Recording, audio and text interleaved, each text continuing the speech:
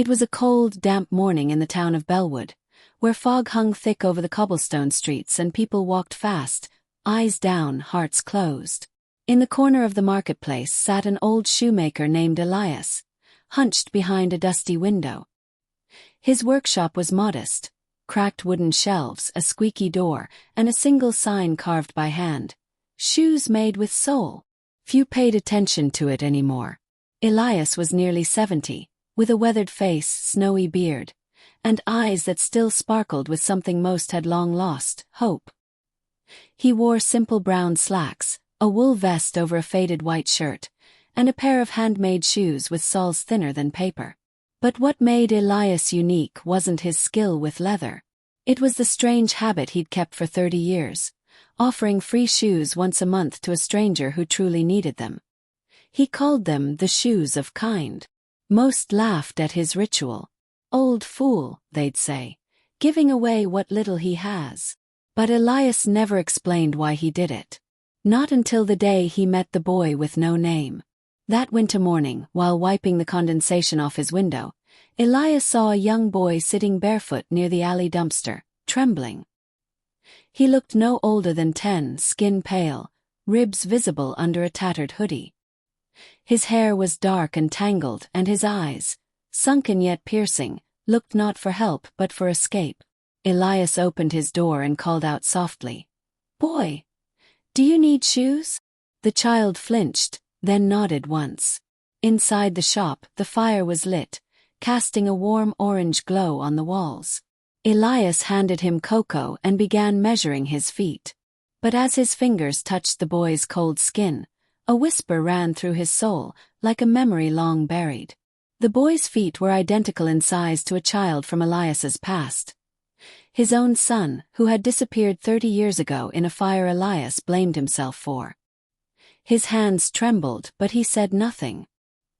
He worked quietly, cutting the leather, sewing with precision, until at last, a pair of dark brown shoes with soft, sturdy soles and warm linings stood complete. As the boy wore them, something strange happened.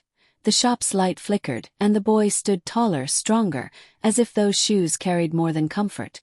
They carried kindness.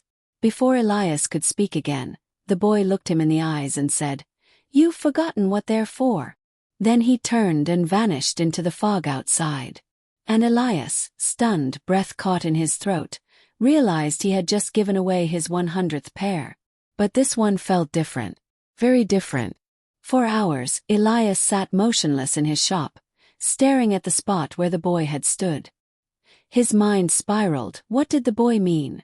Forgotten what they're for. And how had he disappeared so suddenly? Later that night, he found himself digging through the dusty chest in the attic. Among old photographs and yellowed receipts, he found it, a letter from his wife, written just weeks after the fire that had taken their son. "If you are reading this, Elias, it means you've chosen kindness again. Remember, with every pair you give, you sew a piece of your soul back together." His knees weakened. The shoes weren't just shoes. They were Elias's redemption. He remembered now. In his grief he had prayed not to die, but to be allowed to earn back his soul, one act of kindness at a time. And the first act: crafting a pair of shoes for a beggar girl who had frostbitten feet. She smiled. He felt lighter. That was the beginning. But as years passed, the purpose faded.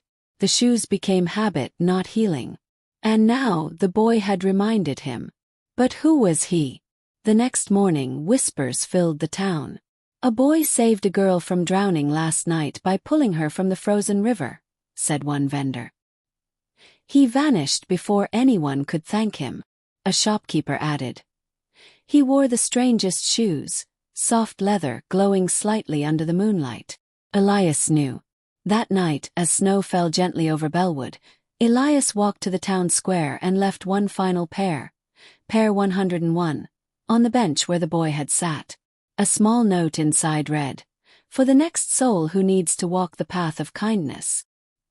He returned home and lay in bed, feeling warmth surge through him, though no fire burned. He felt a whisper in his ear, not of wind but of forgiveness. By morning Elias was gone. But in his shop, the door remained open, and the sign had changed. Kindness walks on. Years passed, and no one took over the shop. Yet somehow, once a month, a new pair of shoes appeared on that same bench. No one ever saw who left them. But those who wore them, they always changed. They became gentler. They helped others. They smiled more. Because kindness, once walked in, never leaves your feet.